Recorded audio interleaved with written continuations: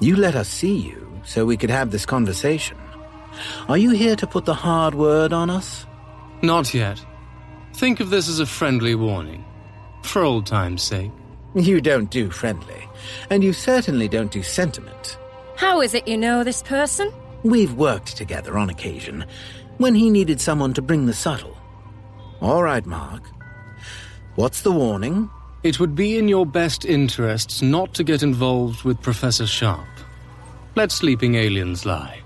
I met his gaze steadily. It felt like staring down a jungle cat that had just unsheathed its claws. Unfortunately, I've already agreed to do the job. Ah, that is unfortunate. Melody picked up on the change in his tone and took a step forward.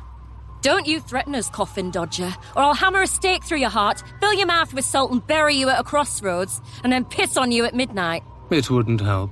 It really wouldn't. Let's keep this civilized, Mel. Why are you wearing shades at night?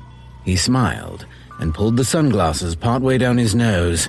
His eyes were on fire, burning with a harsh crimson flame.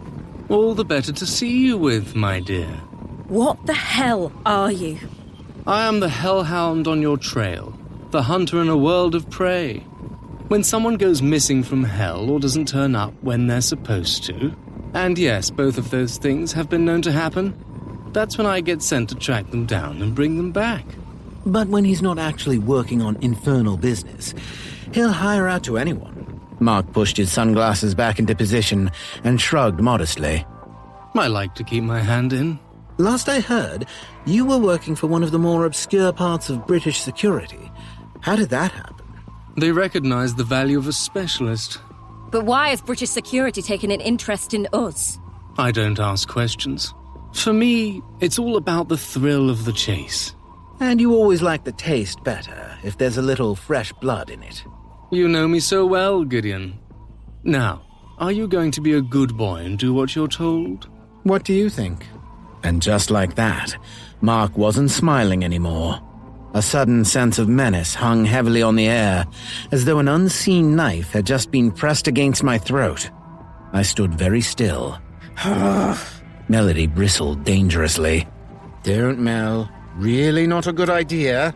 No one gets to speak to us like that. We have our reputations to think of. Don't just stand there. Do something. I already have. Remember my time pen? While you were busy playing the big I am, I stopped time, just long enough to slip a little something into one of your pockets.